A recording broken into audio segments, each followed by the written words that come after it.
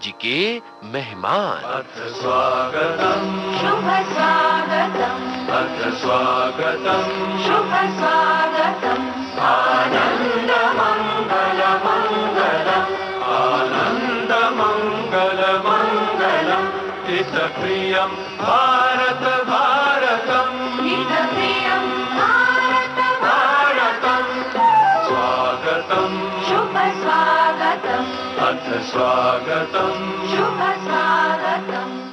दोस्तों, फिल्मी दुनिया की चकाचौंध से आकर्षित बहुत लोग मुंबई की ओर बरबस खींचे चले आते हैं।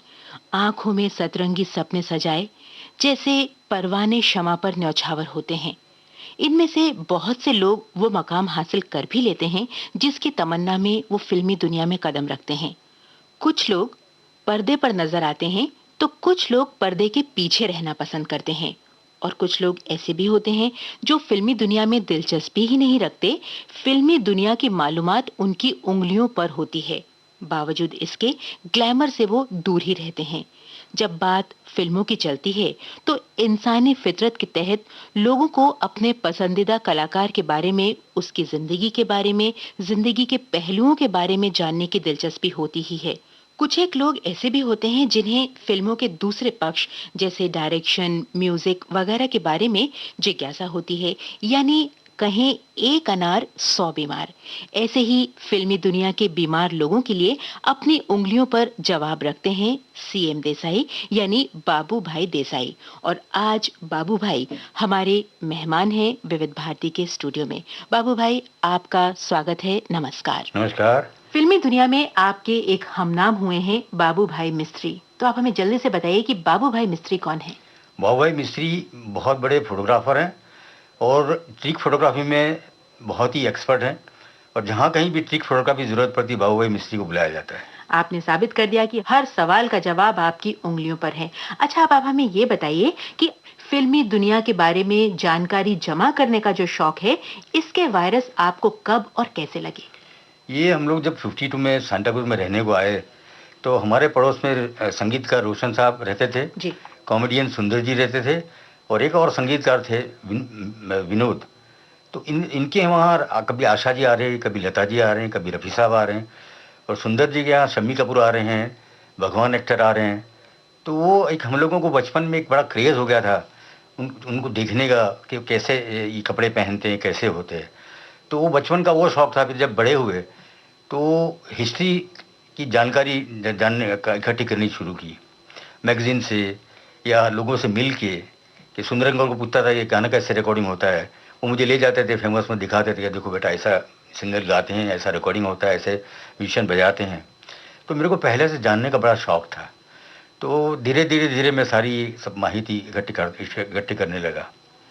बाबू भाई, ये बताइए कि आपका ये जो शौक है फिल्मों के बारे में जानकारी जमा करने का, तो किस तरह की जानकारी आपको ज्यादा जमा करने का शौक है?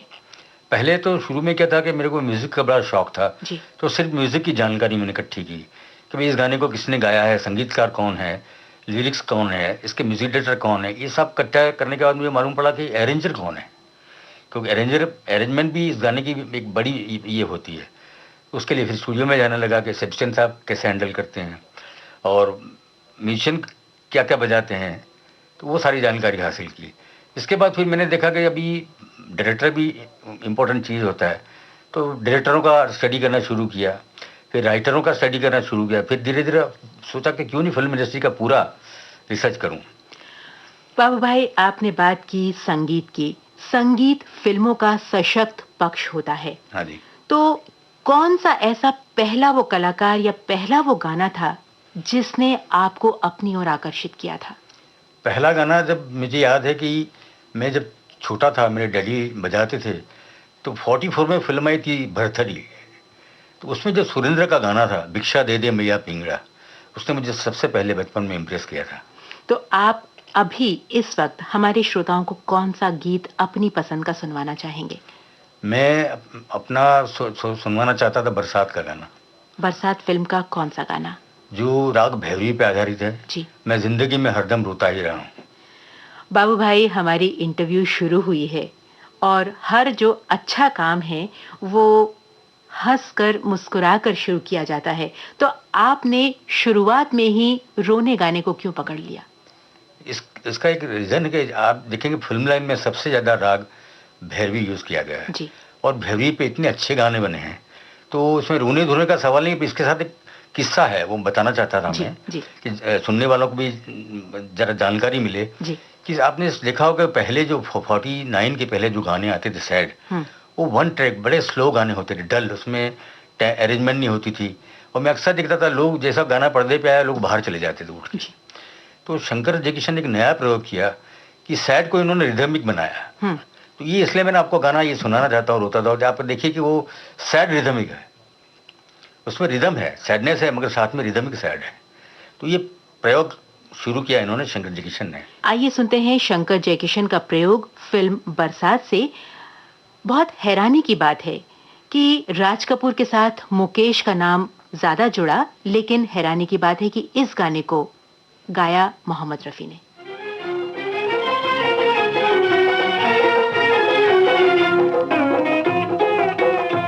मैं जिंदगी में हरदम रोता ही रहा हूँ, मैं जिंदगी में हरदम रोता ही रहा हूँ, रोता ही रहा हूँ, तड़पता ही रहा हूँ, मैं जिंदगी में हरदम रोता ही रहा हूँ।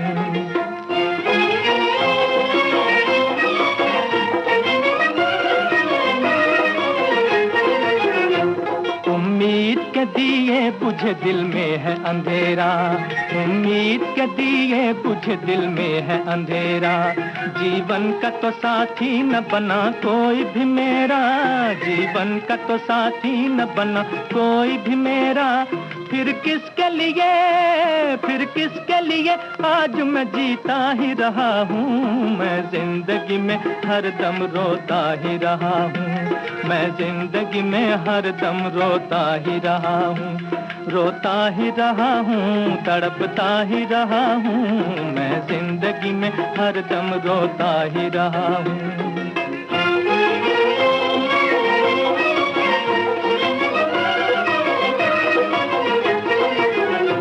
रह रह के हंसा है मेरी हालत पे जमाना, रह रह के हंसा है मेरी हालत पे जमाना, क्या दुख है मुझे ये तो किसी ने भी न जाना, क्या दुख है मुझे ये तो किसी ने भी न जाना, खामोश खामोश मोहब्बत लिए फिरता ही रहा हूँ, मैं जिंदगी में हरदम रोता ही रहा हूँ, मैं जिंदगी में हरदम रोता ही रहा हूँ, रोता ही रहा हूँ, तड़पता ही रहा हूँ, मैं जिंदगी में हरदम रोता ही रहा हूँ।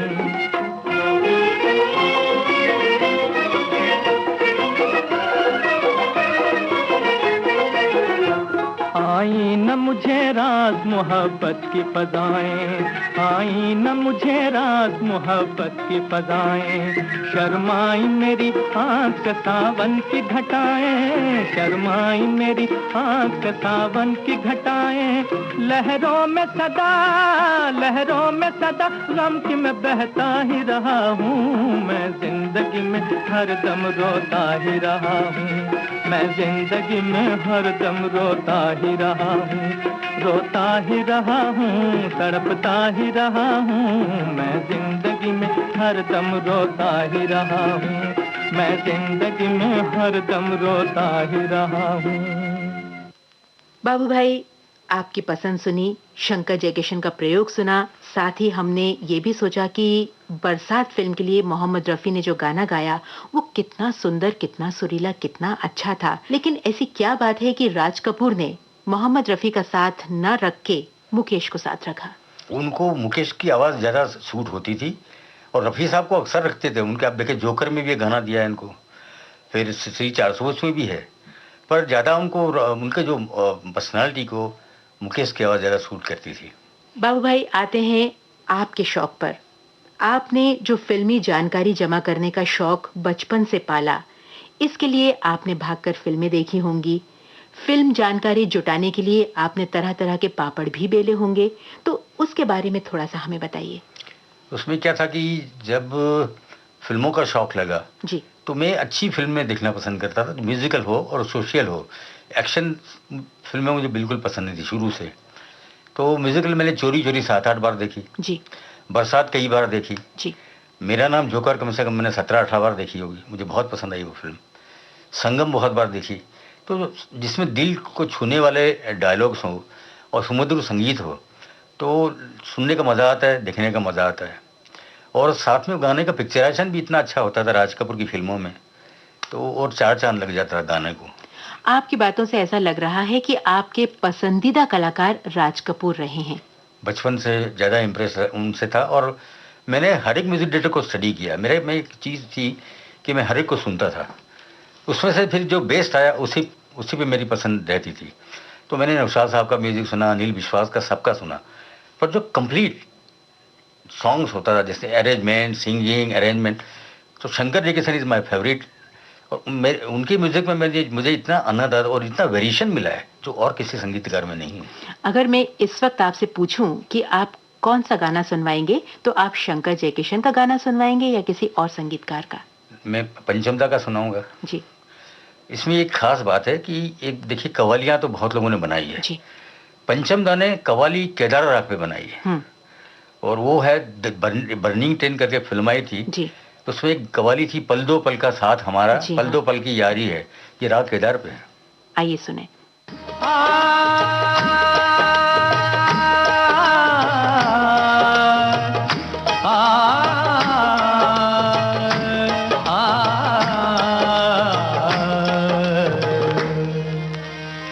पल दो पल का साथ हमारा, पल दो पल का साथ हमारा, पल दो पल के याराने हैं, पल दो पल का साथ हमारा, पल दो पल के याराने हैं।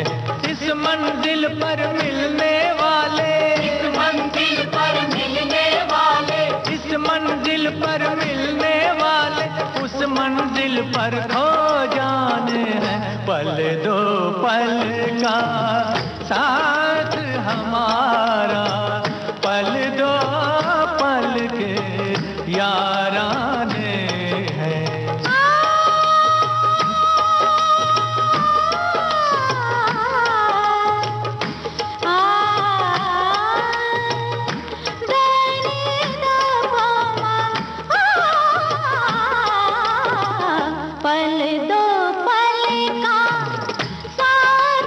दो पल का साथ हमारा, पल दो पल का साथ हमारा, पल दो पल के याराने हैं। इस मंजिल पर मिलने वाले, मिलने वाले है मिलने वाले, इस मंजिल पर है मिलने वाले, उस मंजिल पर खो जाने हैं। पल दो पल का साथ हमारा, पल दो पल के याराने हैं। दो पल का साथ हमारा, हमारा हमारा हमारा, दो पल का साथ हमारा, हमारा, पल दो पल का साथ हमारा, पल दो पल के याराने हैं। बाबू भाई, मैंने कहीं पढ़ा है कि आपको किसी ने फिल्मी दुनिया का वेदव्यास कहा है, यानी आपके पास पूरी और सच्ची जानकारी रहती है। तो इस जानकारी को जुटाने में आप जो अथक परिश्रम करते हैं, वो कैसे होता है? वो है कि मैं पहले तो लोगों को पर्सनली मिलता हूँ, क्योंकि अखबार में कभी कभी क्या होता है कि खबरें सच्ची नहीं होती है। जी तो मैं सच्चाई पे ज़्यादा विश्वास करता हूँ। पर्सनली अभी चीज़ मैंने पढ़ी, फिर जाकर सबसे प्यारे भाई से डायरेक्ट मिला, या लक्ष्मी जी से मिला, या शंकर जी से मिलने चला जाता था कि शंकर जी ये क्या है, ये क्यों है। तो ऐसे करके करके मैंने उसके बाद आर्काइव्स में जाके पुराने मैगजीन्स पढ़ता था मैं, और जो अच्छे पहले के जो जर्नलिस्ट थे जिस पे आप एतबार कर सको, जैसे एक राम औरंगाबाद कर बड़ा अच्छा लिखते थे, तो ऐसे सब पढ़ पढ़ के लोगों से मिल मिल के मैंने सब ये जानकारी हासिल की। तो क्या कोई ऐसी जानकारी है जिसने फिल्मी हस्तियों को भी चौंकाया हो कि आप कहाँ से अंदर की बात ढूंढ के लाते हैं? ऐसे तो बहुत लोग चौंकते हैं, बहुत लोगों को एतराज़ भी होता है, तो वो तो इंसानी लोगों का। फिल्मी दुनिया में 24 घंटे 12 महीने हलचल होती रहती है, कुछ ना कुछ होता रहता है, क्योंकि हमारी जो फिल्में हैं, दुनिया में सबसे ज्यादा फिल्में भारत में ही बनती हैं, तो इसलिए हलचल तो जारी रहती ही है। लेकिन आप एक हैं और हलचल बहुत जगह बहुत कुछ होती रहती है, तो ऐसी कोई खबर जो ना कहीं छपी हो, ना किसी को मालूम हो, और अगर आपको मालूम हो, कहाँ से मिलती है? ये क्या है कि मैं जाके लोगों से मिलता हूँ। एक आपको मैं वाकया सुनाता हूँ। मैं एक एस टी बर्मन के एक म्यूजिशियन से मिला था जो अभी रिटायर हो चुके हैं और बहुत ही पुराने, इनकी मारुति राव। तो उन्होंने मुझे बताया कि बहारें फिर भी आएगी, जिसका संगीत आपने पेपरों में पढ़ा होगा, ओपी नैयर साहब ने दिया, पर पहले एस टी बर्मन दादा उनका संगीत दे रहे थे जी। और एक गाना मजरू साहब ने लिखा था और रफ़ी साहब ने गाया था। वो गाना भी ऑलरेडी रिकॉर्ड हो गया। फिर क्या हुआ कि बर्मन दादा को मोती बिंदु की तकलीफ थी, तो उनको ऑपरेशन करवाना था। तो गुरुदत्त जी आए, भाई मुझे जल्दी ये गाना रिकॉर्ड करना है। वो बोला जब तक ऑपरेशन नहीं होगा मैं नहीं कर सकता हूँ, आप दूसरे म्यूजिशियन को साइन कर लो। तो फिर उन्होंने ओपी नैयर को साइन किया। पर वो जो गाना था जो बर्मन दादा ने रिकॉर्ड किया था, एक दो लाइन मुझे याद है, आपको अगर आप परमिशन थे तो मैं सुना दूँ। जरूर। वो गाना था, कोई न तेरा साथी हो डगर कहीं भी जाती हो। ये गाना गुरुदत्त की डेथ के बाद इन्होंने ये ट्यून दे दी देव साहब को और उस पर गाना बना, ये दिल न होता बेचारा कदम। ये ऐसी खबरें हैं जो मुझे उन लोगों से मिल के हासिल होती है। तो क्यों ना आगे बढ़ने से पहले इस गाने को सुनते चलें? बिल्कुल जी। ये दिल न होता बेचारा कदम न होते आवारा, जो खूबसूरत कोई अपना हम सफर होता हो। ये दिल न होता बेचारा कदम न होते आवारा, जो खूबसूरत कोई अपना हम सफर होता।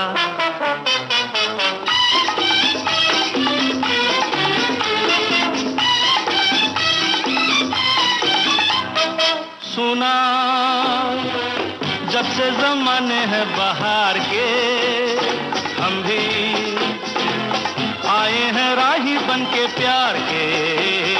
सुना जब से ज़माने हैं बहार के, हम भी आए हैं राही बन के प्यार के। कोई न कोई बुलाएगा, खड़े हैं हम भी राहों में। ये दिल न होता बेचारा कदम न होते आवारा, जो खूबसूरत कोई अपना हम सफर होता।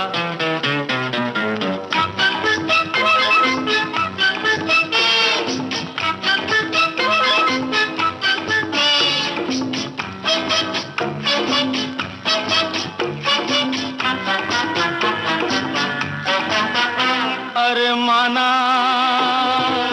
उसको नहीं मैं पहचानता, बंदा उसका पता भी नहीं जानता।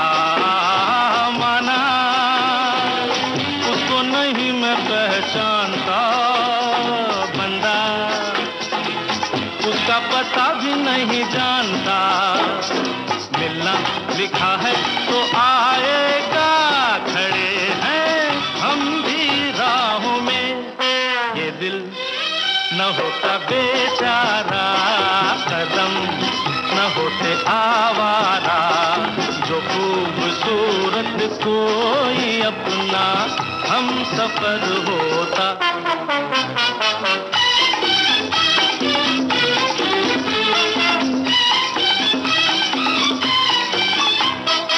उसकी धुन में पड़ेगा दुख झेलना सीखा।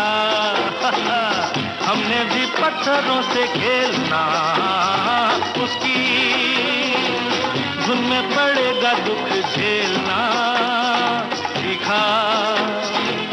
हमने भी पत्थरों से खेलना, सूरज कभी तो दिखाएगा। बड़े हैं हम भी राहों में, ये दिल न होता बेचारा, कदम न होते आवारा। जो खूबसूरत कोई अपना हम सफर होता, हो ये दिल न होता बेचारा, कदम न होते आवारा। जो खूबसूरत कोई अपना हम सफर होता। बाबू भाई, फिल्मी जानकारियों से संबंधित टीवी पर बहुत जानकारी आती है, मैगजीन्स में भी आर्टिकल छपते हैं, पेपर्स में भी छपते हैं।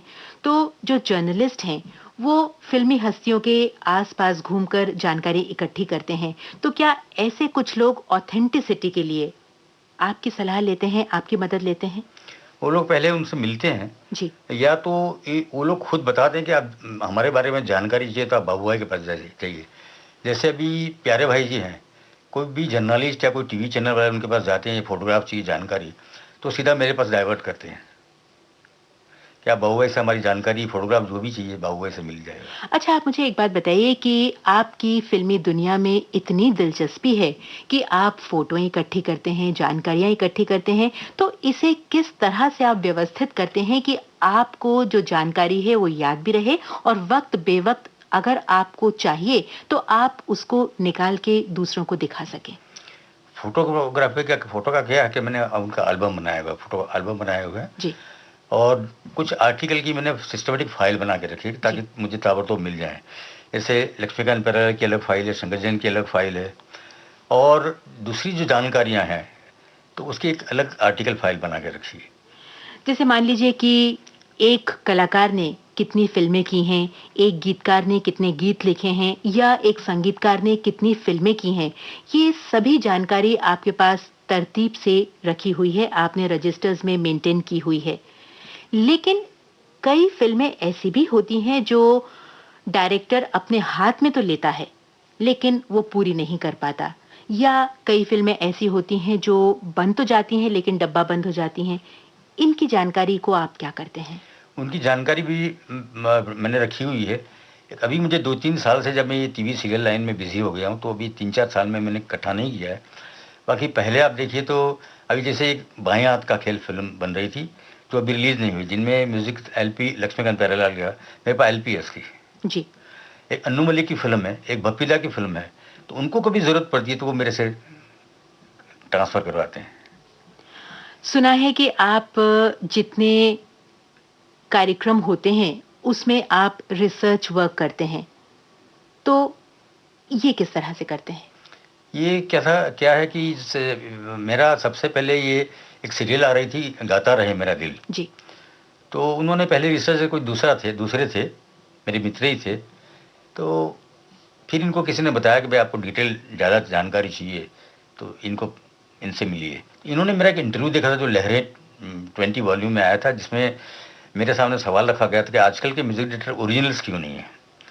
और मेरे साथ इंटरव्यू में लक्ष्मी जी हैं, अन्नू मलिक, भप्पीदा और नदीम श्रवण जी। तो वो इंटरव्यू देखने के बाद सीधे मेरे पास दौड़ के आए हो कि साहब हम आपको इस सीरियल के साथ हमें आपका रिसर्च वर्क चाहिए। तो बोले आपको कितना दिन लगेगा? मैंने बोला अभी लिखवाता हूँ। तो उन्होंने मुझे बताया आप कैसे करेंगे? मैंने बोला एक थीम बनाएंगे। जैसे मैंने 2 एपिसोड बनाए थे ट्रांसपोर्ट व्हीकल, जैसे पहले एक ट्रांसपोर्ट का जरिया होता था, लोग एक गांव से दूसरे गांव जाते तो चल के जाना पड़ता था, बाद में साइकिल आई, बाद में घोड़ा गाड़ी आई, उसके बाद बसेस आई, तो वो मैंने सॉन्ग में दिखाया है, एक साइकिल बैलगाड़ी का गाना, साइकिल का गाना, तो ऐसे 2 एपिसोड हमने बनाए थे। ये तो हुई जानकारी की बात जो आप अपने रजिस्टर में लिख लेते हैं, कॉपियों किताबों में लिख लेते हैं और अपने दिमाग के कंप्यूटर में भी आपने दर्ज की हुई है। जहां तक बात रिकॉर्ड्स की आती है, तो क्या आप गानों के कलेक्शन में भी इंटरेस्ट लेते हैं? हाँ बिल्कुल, मैंने कलेक्शन गांव हर गांव जाके, अभी कुछ रिकॉर्ड मुझे कानपुर से मिली, कुछ लखनऊ से मिली, कुछ नासिक में मिली, कुछ कोल्हापुर में मिली। तो हर जगह मैं जाता हूँ तो सबसे पहले मैं, आपको बड़ा ताज्जुब होगा, मैं सबसे पहली बार गया था 81 में सिंगापुर। जी। तो हम लोग जब नहा धो के गए तो पहले मैं पूछने लगा यहाँ रिकॉर्ड शॉप, मेरे दोस्त हंसते थे, कोई परफ्यूम लेने आता, तुम पागल आदमी, यहाँ भी रिकॉर्ड लेने आया। और आप विश्वास करिए मुझे वहाँ से जाने अनजाने की एलपी वहाँ से मिली मुझे। जी। तो ये मेरा रिकॉर्ड कलेक्शन का शौक था कि कहाँ से भी मुझे मिले। हालांकि मैं मेरे ऑफिस से लंच टाइम में रिकॉर्ड ढूंढने चला जाता था फिरोज शाह मेहता रोड पे, और कुछ रिकॉर्ड्स वाले थे जैसे ही नई रिकॉर्ड आई मुझे ऑफिस में फ़ोन करते थे।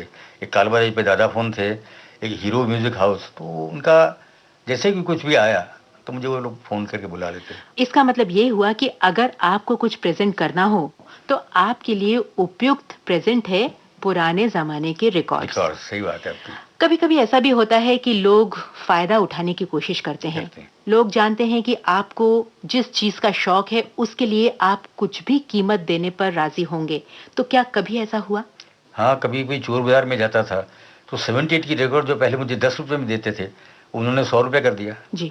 और एक कराची से आता था तो एक बार मुझे उन्होंने बारादरी की एलपी दिखाई। मैंने कहा भाई साहब एलपी का कितना लेंगे? तो मुझे कहता 500 रुपया। मैंने बोला मैं इतना अमीर आदमी नहीं हूँ, तुम 500 1000 बोलोगे दूंगा मैं, कुछ बात भी करो। तो उन्होंने मुझे 300 रुपये में बारादरी की एलपी दी थी। तो आज भी वो एलपी आपके पास मेरे पास है बारादरी की एलपी। तस्वीर बनाता हूँ, तस्वीर नहीं बनती, तस्वीर नहीं बनती, तस्वीर बनाता हूँ, तस्वीर नहीं बनती, तस्वीर नहीं बनती। एक ख्वाब सा देखा है, ताबीर नहीं बनती, तस्वीर नहीं बनती, तस्वीर बनाता हूँ, तस्वीर नहीं बनती, तस्वीर नहीं बनती।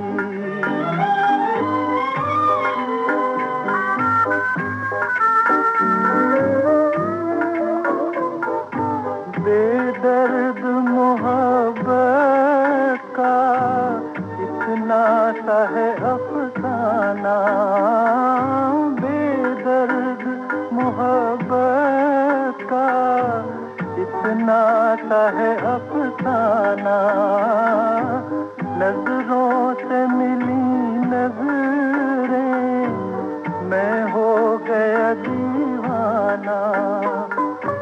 अब दिल के बहलने की तस्वीर नहीं बनती, तस्वीर नहीं बनती, तस्वीर बनाता हूँ, तस्वीर नहीं बनती, तस्वीर नहीं बनती।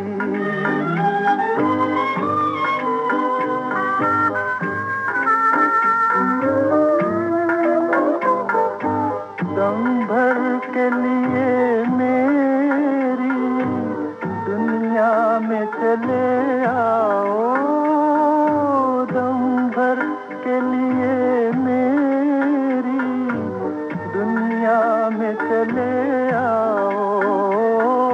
तरसी हुई आँखों को फिर शक्ल दिखा जाओ।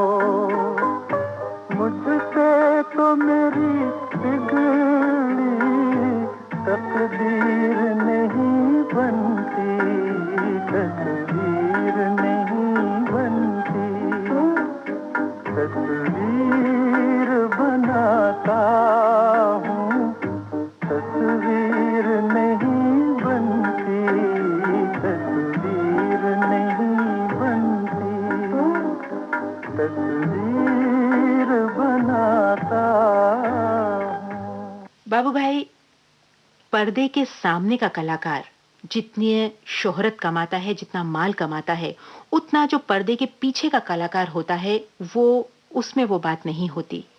यहाँ आप क्या कहेंगे? क्या है कि लोगों को आजकल जो शो बिजनेस हो गया, ग्लैमर का हो गया। अभी जो फर्ज करो, आज देखिए ऋतिक रोशन हिट हो गए हैं, जी तो छोटे बच्चे से लेकर, क्योंकि वो विजुअल में है, दिखते हैं पर्दे पे। जी। पर्दे के पीछे जो आदमी अच्छा भी काम करता होगा, पर वो नजर नहीं आता।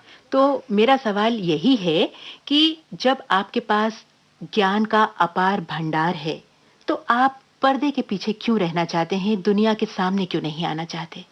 सवाल ये है कि दुनिया के सामने मैं इसलिए नहीं आना चाहता, क्योंकि मेरी जो फील्ड है, मेरे पिताजी ने यही कहा था कि कर्म किए जा, फल की इच्छा मत करे इंसान। जी तो मैं अपना कर्म कर रहा हूँ, और मुझे क्या था कि पहले इस जो चोट पहुंची थी कलेक्शन के लिए या जानकारी के लिए, अगर मैं उस फील्ड में चला जाऊंगा, तो एक जो मेरे से लोगों को जानकारी मिलती है, जो संतोष मिलता है संगीत का, वो बंद हो जाएगा।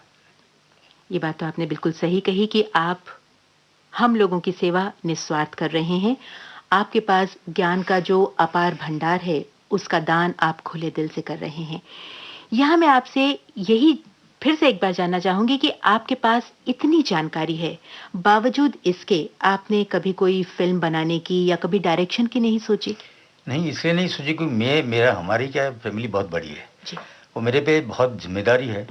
और कुछ मेरे साथ कुछ ऐसा हादसे होते गए कि कभी कुछ तबीयत मेरी अच्छी नहीं रहती थी, मुझे ये अस्थमा की बड़ी प्रॉब्लम होती थी, मुझे 2-2 3-3 महीने में हॉस्पिटल जाना पड़ता था। और दूसरा, इसमें अपने साथ कोई घर के आदमी जैसे ब्रदर वगैरह चाहिए, तो मेरे को मैं वन मैन मशीन हूँ, तो I can't go and do anything. तो चलिए आगे बढ़ने से पहले आपकी पसंद का एक गीत और सुन लें। आपने मैंने शिव रंजनी पे गाना जो बना था, जी मैंने सारे गाने स्टडी किए, शंकर जयकिशन के, इवन लक्ष्मीकांत प्यारेलाल, पंचम दा का, तो शिव रंजनी ने बहुत अच्छा यूज़ किया है। पर जो आवाज़ दे के हमें तुम बुलाओ, प्रोफेसर का जो गाना है, वो ऐसा दिल को छू करता है, छू लेता है। और शिवरंजनी इतनी अच्छी शिवरंजनी बेस पे गाना बना है, क्यों ना सुनाए सुनने वालों को। आवाज देके हमें तुम बुलाओ, मोहब्बत में इतना न हमको सताओ। आवाज देके हमें तुम बुलाओ, मोहब्बत में इतना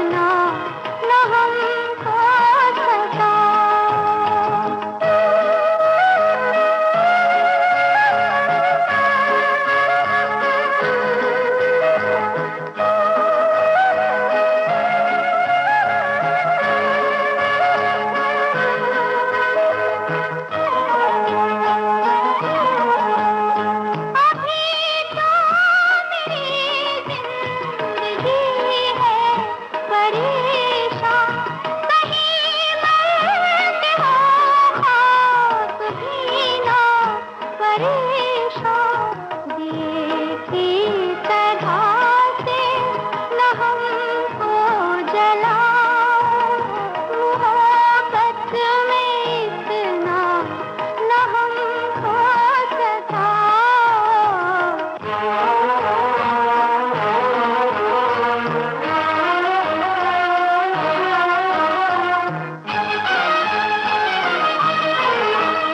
मैं सांसों के हर तार में छुप रहा हूँ, मैं धड़कन के हर राग में बस रहा हूँ। जरा दिल की जानिब निगाहें झुकाओ, मोहब्बत में इतना न हमको सताओ।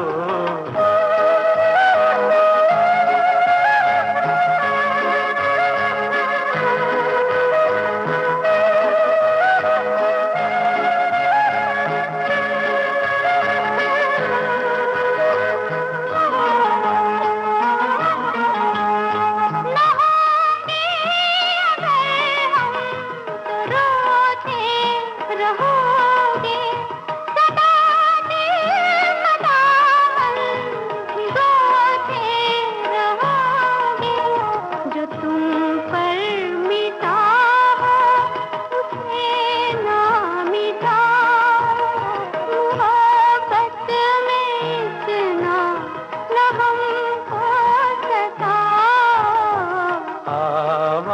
राज दे के हमें तुम बुलाओ, मोहब्बत में इतना न हमको सताओ।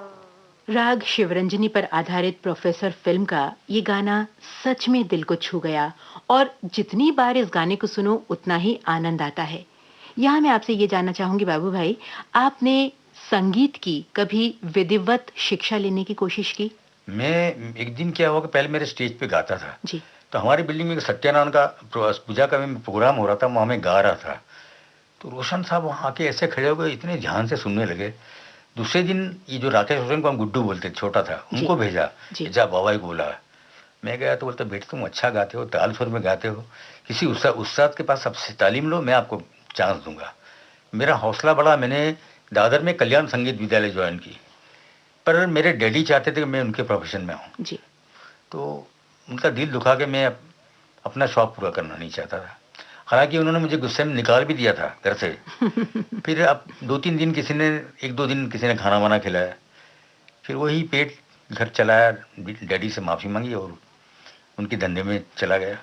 आपने अपने पिताजी का मन रखने के लिए अपने शौक को छोड़ दिया, लेकिन आज कभी आपके मन में आता है कि अगर आपने संगीत सीखा होता तो आज आप कुछ और ज़्यादा जानकार होते? मुझे सबसे बड़ा दुख हुआ कि जब रफ़ी साहब की डेथ हुई जी। तो मुझे इतना अफसोस हुआ कि काश मैंने सीखा होता, क्योंकि जो रफ़ी साहब में गायकी थी और जो वो डेप्थ से गाते थे, जो दिल को छूते, वो आजकल उनके हमशक्ल इतने आए हैं, वो किसी में नहीं है, उनका चार आना भी नहीं है। तब मुझे पहली बार फील हुआ कि काश मैंने संगीत सीखा होता। बाबू भाई, फिल्मी दुनिया में आप किन हस्तियों से ज़्यादा मुतासिर हैं? फिल्म इंडस्ट्री में देखिए, पंचमदा मेरे बहुत करीब थे, बहुत चाहते थे। पंचमदा के और लक्ष्मी जी भी, प्यारे भाई भी, और R.K. नैयर साहब, उनके साथ मैंने एक सीरियल की तो इतना प्यार करते थे वो।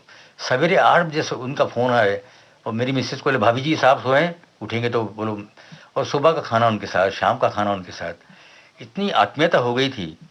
पर सडनली इनकी डेथ हो गई और वैसे पंचमदा की डेथ हो गई, तो मैं कभी कभी सोचता हूँ मैं अनाथ हो गया। संगीत के चाहने वाले भी शायद यही सोचते हैं कि जो उनके चले जाने से फिल्मी दुनिया में कमी रह गई, उनके दिलों में जो कमी हो गई है उसे कोई पूरा नहीं कर पाएगा। लेकिन बाबू भाई, संसार की ये रीत है, जो आता है वो एक दिन जाता भी है। और हमारे लिए खुशी और गर्व की बात ये है, ऐसी महान हस्तियां जब हमारे बीच से चली जाती हैं, वो सिर्फ भौतिक रूप से जाती हैं, उनकी जो कला है, उनका नाम है, वो हमें विरासत में देके गए हैं, जो कभी मिट नहीं सकती, कभी मर नहीं सकती। इसलिए ऐसा हमें लगता ही नहीं है कि वो गए हैं, लगता है कि वो हमारे बीच हैं अपनी कला के रूप में। बिल्कुल सही कहा आपने। बाबू भाई, हम चाहेंगे कि कुछ ऐसे रोचक प्रसंग, ऐसे यादगार पल हमारे सुनने वालों को सुनाइए जो आपके लिए बहुत मायने रखते हैं। जैसे यादगार प्रसंग मैं आपको बताऊं कि जब ये लहरें 20 में मेरा इंटरव्यू हुआ तो लोग मुझे डराते थे कि अगर आप इनके खिलाफ ऐसा आप दोगे तो आपका फिल्म इंडस्ट्री से नाता टूट जाएगा, संगीतकार आप पे बिगड़ जाएंगे। सिर्फ कुछ पल के लिए, कुछ दिन के लिए मिलिंद जी ज़रूर नाराज़ हो गए थे, लक्ष्मी जी वगैरह, कोई फ़र्क नहीं पड़ा, उल्टी खुश हुआ कि आपने बड़ा अच्छा। तो उसमें मैंने जानकारी दी थी, जैसे मैं सुनने वालों को सुनाऊं, कि भैरवी पे जो गाना शंकर जयकिशन ने बनाया था और जो आपने अभी सुना, मैं ज़िंदगी में हरदम रोता ही रहा हूँ जी, अन्नू मलिक ने उसी पे बनाया और लोगों को कहता मेरी भैरवी है। बरसात में जब आएगा, सावन का महीना आप सुनेंगे तो वो उसी का रूप है, मैं ज़िंदगी में हरदम रोता ही रहा हूँ। तो ऐसा होता है।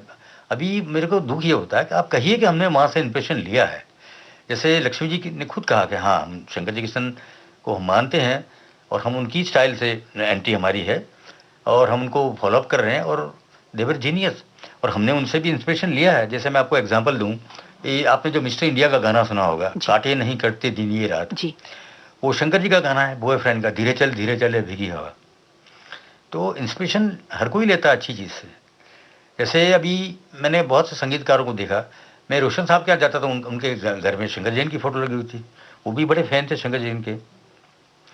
तो कुछ लोग शंकर, जब मैं एक बार नौशाद साहब से मिला तो मैंने कहा आपकी राय क्या है, कमर्शियल थे, तो कुछ लोग उनको लाइक भी नहीं, क्योंकि ये शंकर जी किशन के आने से जो उनका ये हो म्यूज़िक का जो स्टाइल चेंज हो गया, तो कुछ म्यूज़िक डायरेक्टरों को उनसे। बाबू भाई, संगीतकार रोशन के बारे में कहा जाता है कि वो अपने ही तरह के एक संगीतकार थे।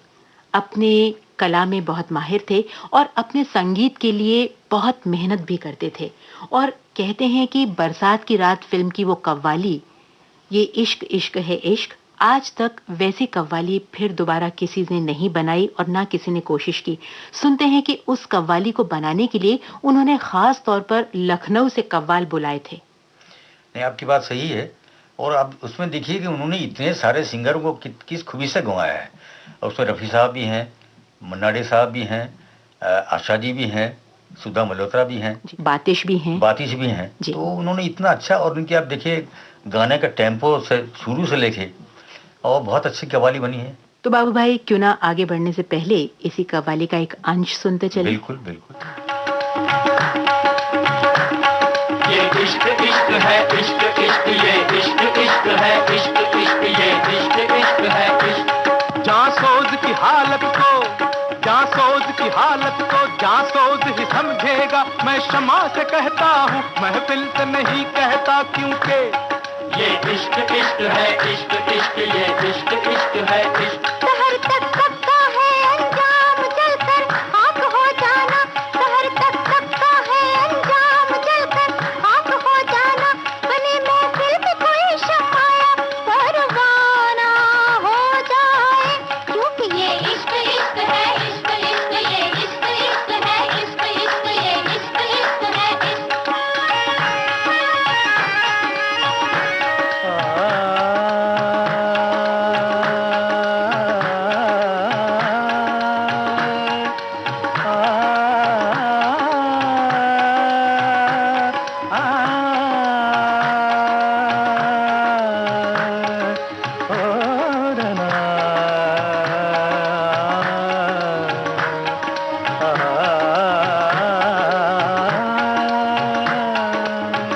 वहशते दिल रस्नोदार से रोकी ना गई, किसी खंजर किसी तलवार से रोकी ना गई। इश्क मजनू की वो आवाज है जिसके आगे कोई लैला किसी दीवार से रोकी ना गई, क्योंकि ये इश्क इश्क है इश्क इश्क, ये इश्क इश्क है इश्क इश्क, ये इश्क इश्क है इश्क। वो हंस के अगर मांगे तो हम जान भी दे दें, वो हंस के अगर मांगे तो हम जान भी दे दें।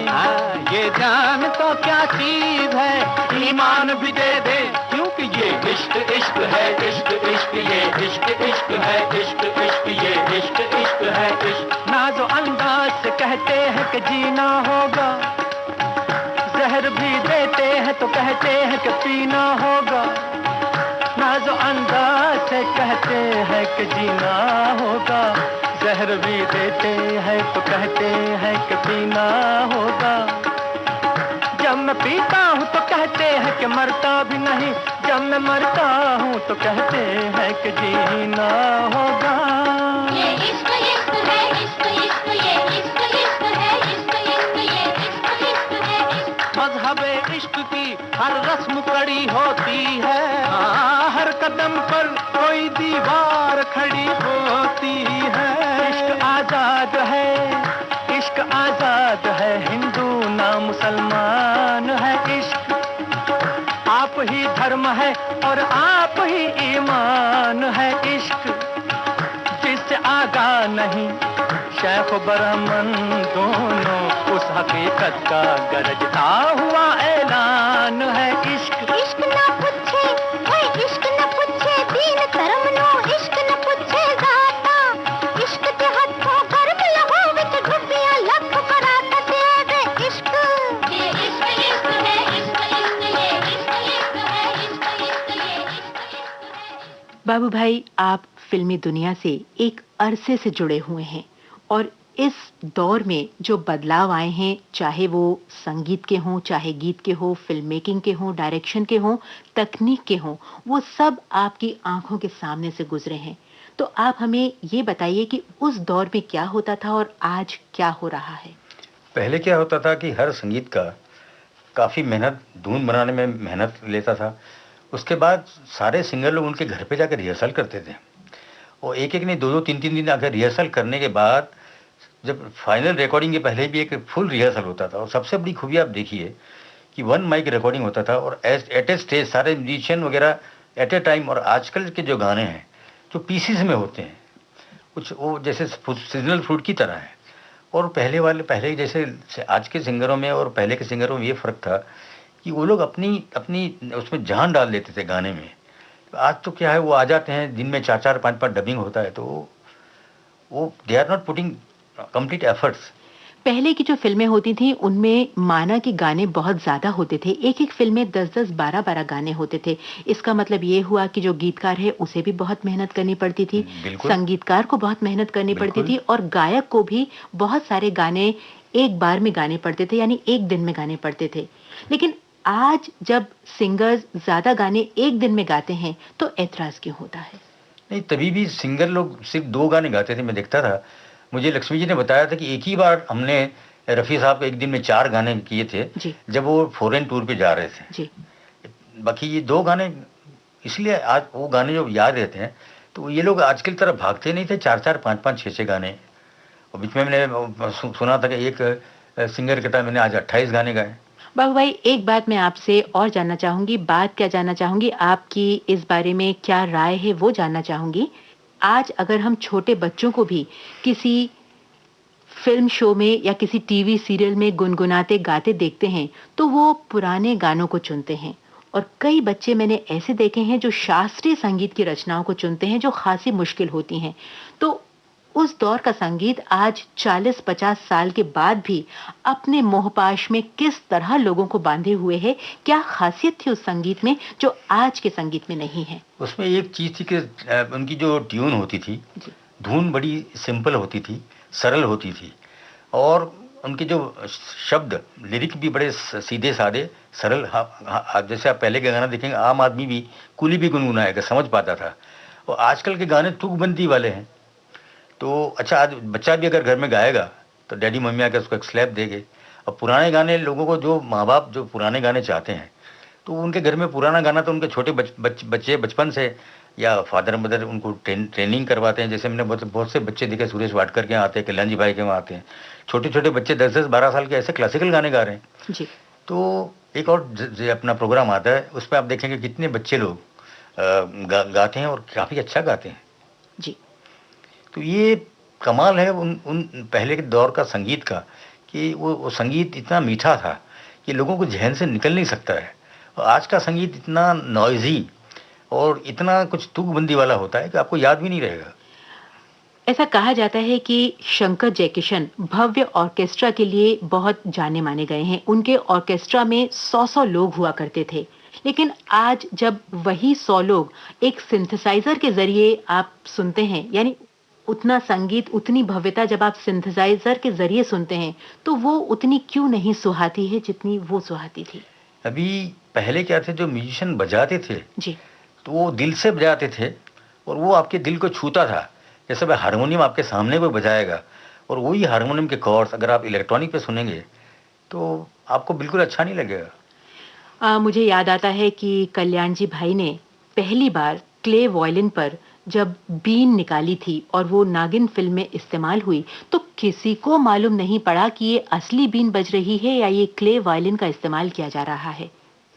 तो उस प्रयोग को जब लोगों ने स्वीकार किया और सराहा, तो आज अगर एक इंस्ट्रूमेंट या साज या सिंथेसाइजर अगर उस तरह के साज निकालता है, तो लोगों को क्यों आपत्ति होती है?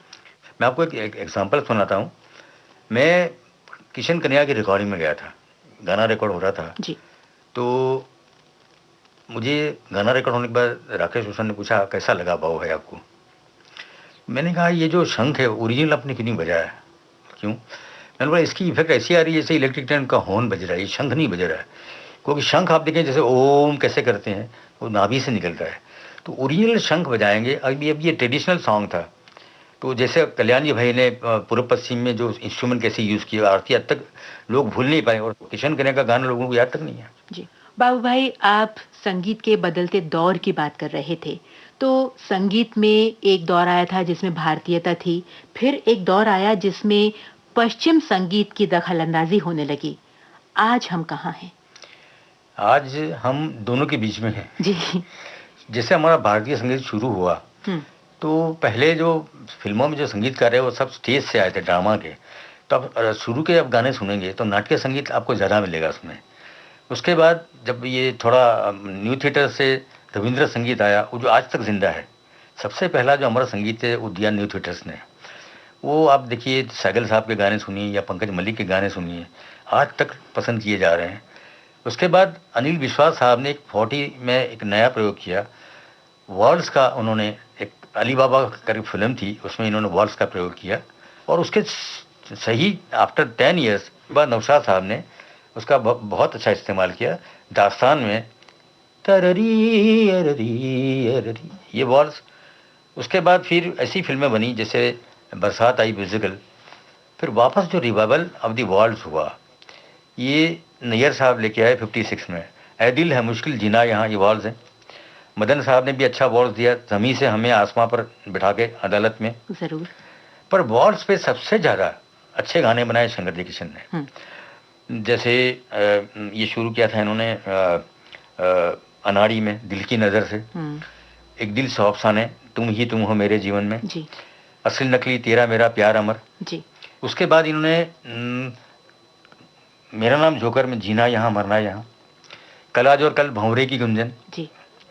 और पंचम दाने, जाते जाते, एक अमर वॉल्स देके गए लव स्टोरी में, कुछ ना कहो। ओ हो, बिल्कुल आपने मेरे दिल की बात छीन ली। गाना इतना खूबसूरत बन पड़ा है, और जिस दौर में ये फिल्म आई है, इससे पहले जो संगीत था, इससे पहले जो फिल्में बन रही थी, ऐसा लगा कि एक ताज़ी हवा का झोंका आया और हमें सहला के चला गया।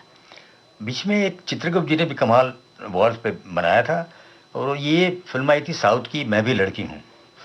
तो इतनी प्यारी लोरी वॉल्स पे आप देखिए, चंदा से होगा वो नारा, पीबी श्रीनिवासन और लता जी ने गाया था। कितना सुंदर वॉल्स है। तो क्यों ना इसी गीत को हम चुन लें आपकी पसंद के तौर पर? बिल्कुल।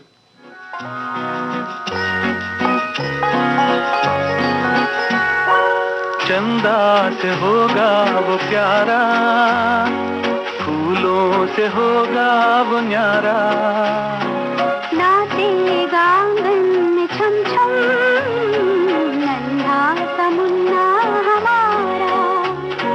चंदा से होगा वो प्यारा, फूलों से होगा वो न्यारा, नाचेगा आंगन में छम छम, नन्हा सा मुन्ना हमारा।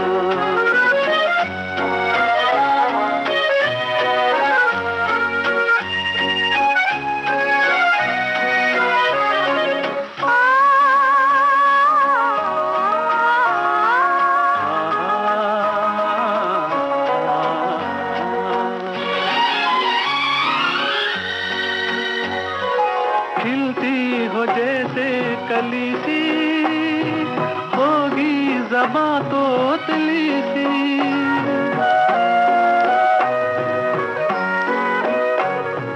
खिलती हो जैसे कली सी, होगी ज़बां तो तली सी। पापा ओ मामा ओ बाबा, पक लेंगे हम चांद तारा। चंदा से होगा वो प्यारा, फूलों से होगा वो न्यारा, नाचेगा आंगन में छम छम, नन्हा सा मुन्ना हमारा।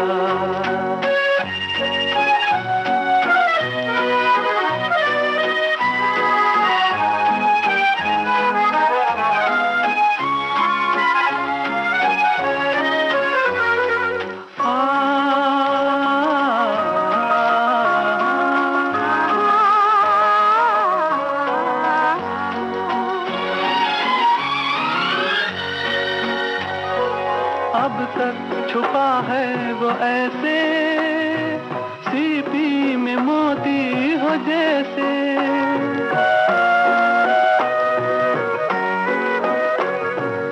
अब तक अंदर छुपा है वो ऐसे, सीपी में मोती हो जैसे। परियों की नगरी से चलकर आता ही होगा दुलारा, चंदा से होगा वो प्यारा, फूलों से होगा वो न्यारा, नाचेगा आंगन में छम छम नन्हा सा मुन्ना हमारा। बाबू भाई, आपने इतने गाने सुने हैं, इतने गानों की रिकॉर्डिंग देखी है, कौन से वो यादगार गीत हैं जो आपको हॉन्ट करते हैं? बड़े हेवी ऑर्केस्ट्रा वाले 2 गाने मैंने दोनों रिकॉर्डिंग अटेंड की थी। एक था हम भी हैं तुम भी हैं दोनों हैं आमने सामने, जिस देश में सारे गंगा सिंगर हैं बहती है। जिस देश में गंगा बहती। जी और दूसरा गाना था जोएल थीप का होठों में ऐसी बात में दबाती चली आई। जी। उस गाने की रिकॉर्डिंग में मुझे इतना आनंद आया कि इतना हेवी ऑर्केस्ट्रा, और जो पंचम दा बड़े दादा को आशीष कर रहे थे, जो हिसाब से उनको हैंडल किया गया, तो आप क्यों ना सुनने वालों को ये गाना सुना दे, होठों में ऐसी बात में दबाती चली आई। जरूर। होठों में ऐसी बात में दबा के चली आई, खुल जाए वही बात तो दुहाई है दुहाई। होठों में ऐसी बात में दबा के चली आई, खुल जाए वही बात तो दुहाई है दुहाई। हाँ रे हाँ, बात जिसमें प्यार तो है, जहर भी है हाय। होठों में ऐसी बात में दबा के चली आई, खुल जाए वही बात तो दुहाई है दुहाई।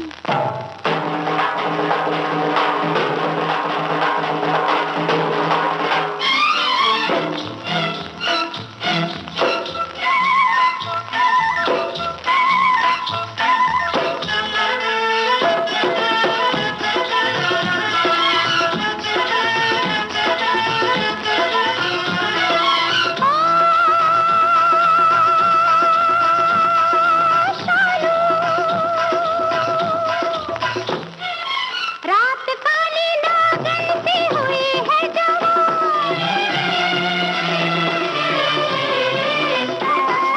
रात काली नागन सी हुई है जवान।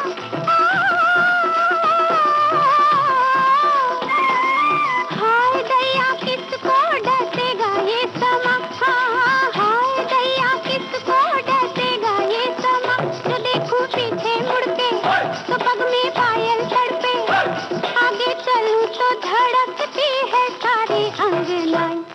होठों में हाय, होठों में ऐसी बात में दबा के चली आई, खुल जाए वही बात तो दुहाई है दुहाई। बाबू भाई, आपका हमारे स्टूडियो में आने के लिए और हमसे इतनी अच्छी अच्छी बातें करने के लिए बहुत बहुत शुक्रिया। आपका भी धन्यवाद जो मुझे बुला के आपने आमंत्रित किया। हमारा आमंत्रण आपने स्वीकार किया, ये हमारी खुशकिस्मती है। चलने से पहले आपको ये बता दें, इस कार्यक्रम के निर्माण में हमें सहायता की रमेश गोखले ने। अगले हफ्ते फिर एक नए मेहमान के साथ हाजिर होंगी मैं यानी रेणु बंसल। अब इजाजत दीजिए, नमस्कार।